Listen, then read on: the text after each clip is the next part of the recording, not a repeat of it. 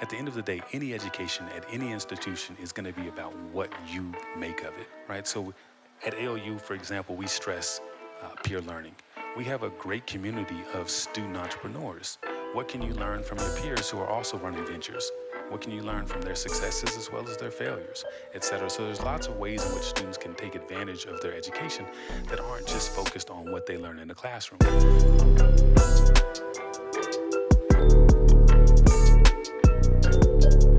Hello and welcome to the AOU podcast, Entrepreneur Leadership in Africa, where we explore more on being a bold entrepreneur leader. I'm your host, Savannah Olo, and today I have with me Gaidi Faraj. Gaidi is currently the Dean of Faculty and Academic Affairs at the African Leadership University. He uses his experience to offer a student-centric and project-based education to a diverse Pan-African student body. Today we tackle the role of academic institutions in nurturing entrepreneurs. And true to AOU's nature, we are bringing in exciting insights on how experiences in the education industry influence ways in which we adapt to changing times. Most importantly, how have we been able to align different social institutions such as parents, teachers, and students in pursuing values and principles when it comes to entrepreneurial leadership?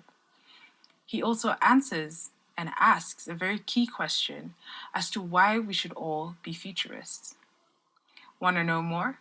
Well, stay tuned and know it all. Join us as we uncover a whole new world from our very own Gaidi Faraj. Gaidi, thank you so much for being with us today.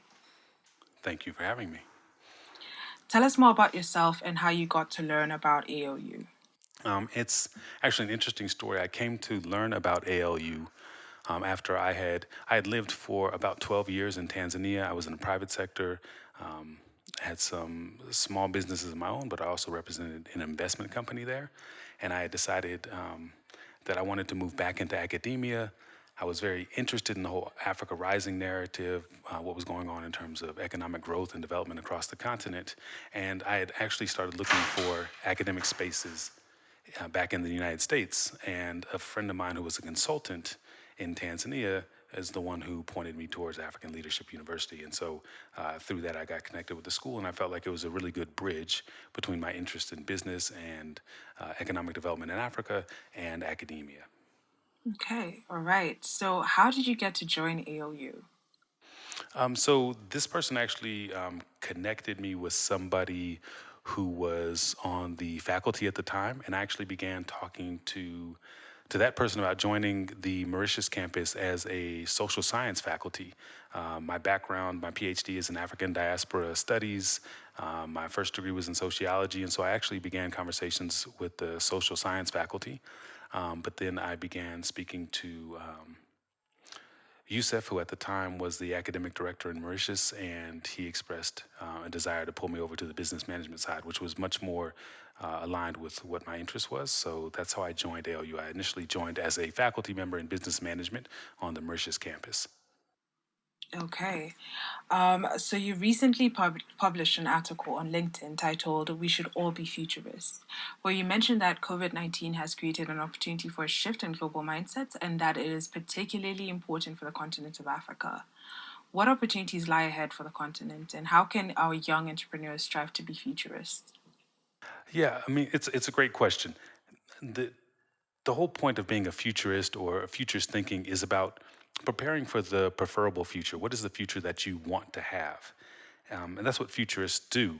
And I would kind of pose the question, well, if we don't prepare our students to be futurists, then we're leaving the job to somebody else, right? And so who do we trust the most to make decisions about what the future of Africa should look like, the future of our communities and respective countries that we come from? Um, I always use the example in business courses when I'm talking to our students that in 2014, there were 0 Pizza Huts or KFCs in sub-Saharan Africa, and now there's more than 100 across the continent. And who benefits from this? Is this the future that we want? Is this the future of economic development that we envision for the continent?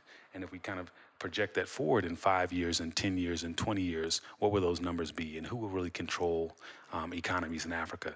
And so that's where I think futures thinking is really important for our students to really kind of think systemically about what they want the continent to look like and what they want to control.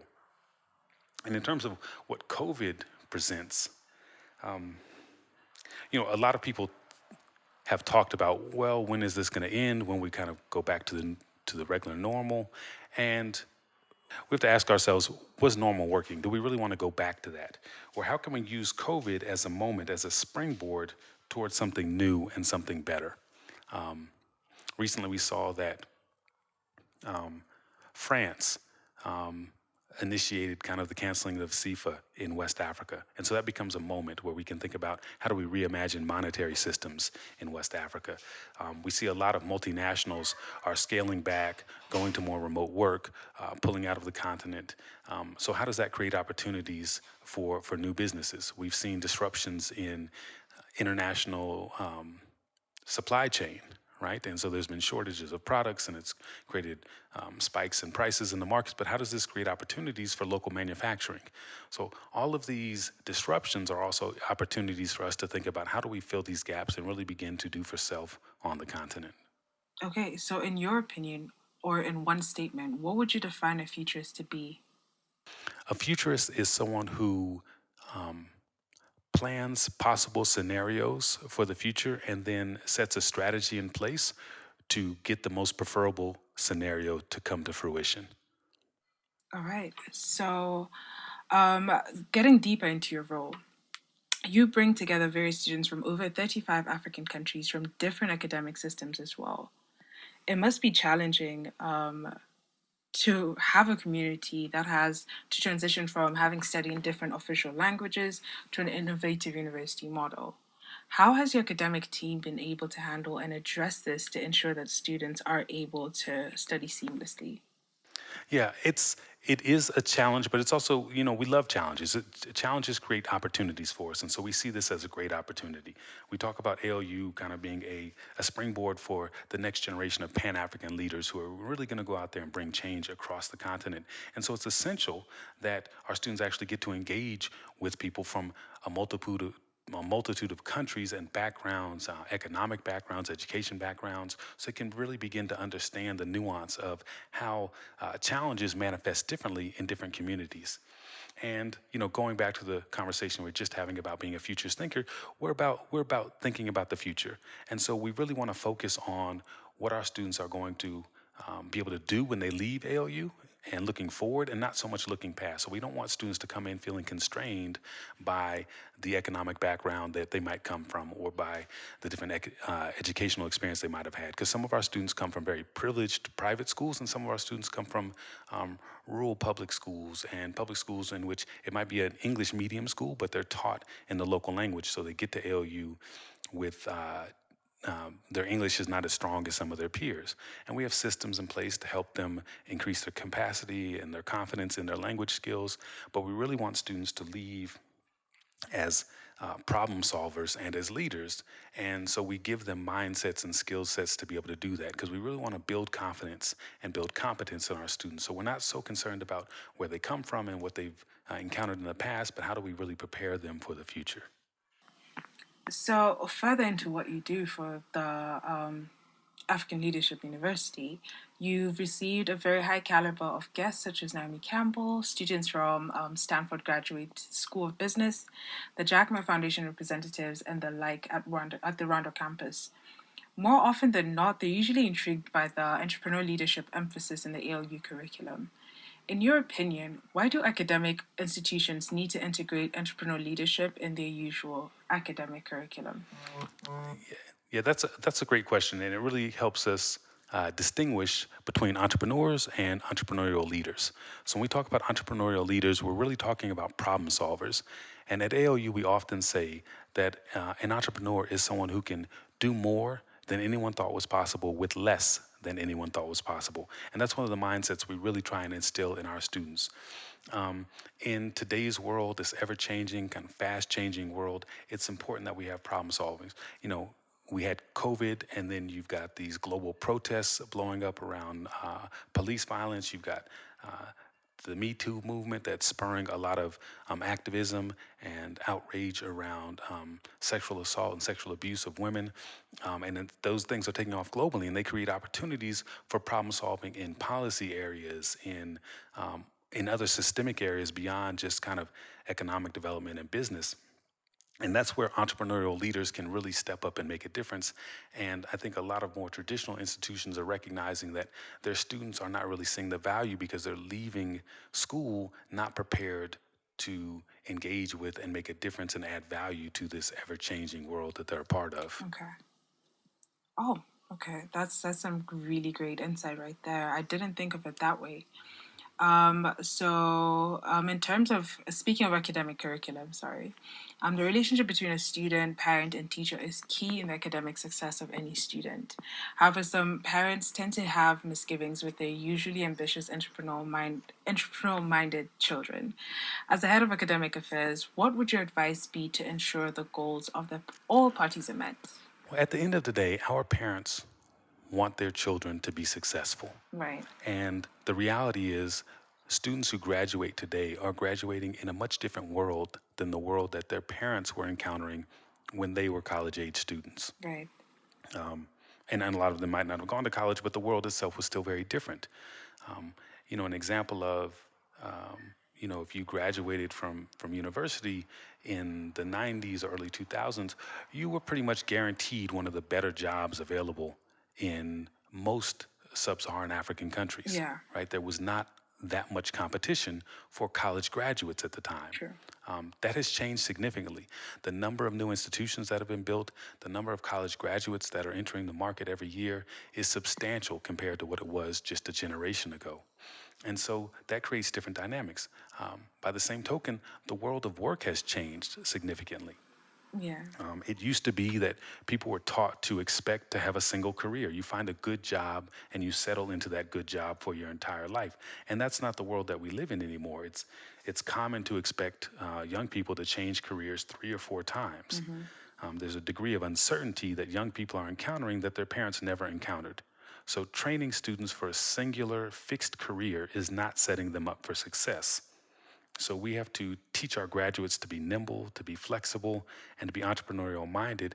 And parents have to understand that. If they really want us to set their students up for success, there's a different mindset that's needed today than when they were young. So it's essentially seamlessly integrating three different worlds and addressing and how they address or tackle the same problem.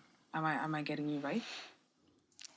Not even, yeah, yeah. We're definitely all tackling the same problem, right? At the end of the day, we want student success. We want our students to be able to get out there and really add value to society. But that takes a different strategy Yeah. than it took a generation ago. And so it's parents really kind of, we want our students to embrace new mindsets, but parents have to embrace new mindsets as well. And parents have to understand that the strategies that worked for them are not the same strategies that are going to bring success to their children. So speaking of being more flexible, more agile, and sort of just having a different mindset, what are your opinions, or is it justified to drop out of university in a bid to run a startup? I don't believe that there are any kind of universal truths for anybody. So I wouldn't say that it's Right. a good idea or a bad idea for all students. But in general, I would say no. I would say students should not drop out as a general rule. There might be exceptions to that rule, but the reality is that entrepreneurial projects are risky. Most of them are not successful. And the examples of successful ones usually actually come from people who start businesses when they're kind of middle-aged. And so they've spent, Okay. their young adult years getting experience in the workplace. There's also plenty Yeah. of studies and statistics that show that people who have college degrees earn a significantly more amount of money over their lifetimes than people who don't. So to drop out of college is essentially just agreeing to leave money on the table. And I would never recommend to our students to just leave money on the table. A lot of businesses also fail because they lack some of the basic skills that are necessary to run a business. Right. It's not that you don't have a great idea or vision, but do you have the skills to run the business, the basic mechanics of a business? And we believe in the value of an ALU experience, so we would never encourage somebody to not get that full experience. This podcast is brought to you by Venture by ALU, a free course for entrepreneurs. Do you want to know how to overcome entrepreneurial challenges from real-life experiences? Well, Venture is an online course designed for young and aspiring entrepreneurs. It features more than 10 ALU entrepreneur leaders who will guide and inspire young entrepreneurs. You can find Venture on venture.alueducation.com. Once again, venture.alueducation.com. Venture, a course for entrepreneurs by entrepreneurs. Now back to our conversation. Right. So, how relevant can an authentic academic experience enable a budding entrepreneur to succeed? It really depends. It depends on the student and depends on what they're trying to do. But at the end of the day, any education at any institution is going to be about what you make of it, right? So at ALU, for example, we stress peer learning. We have a great community of student entrepreneurs. What can you learn from your peers who are also running ventures? What can you learn from their successes as well as their failures? What can you learn from our expert in residents who come in and share their own professional experience?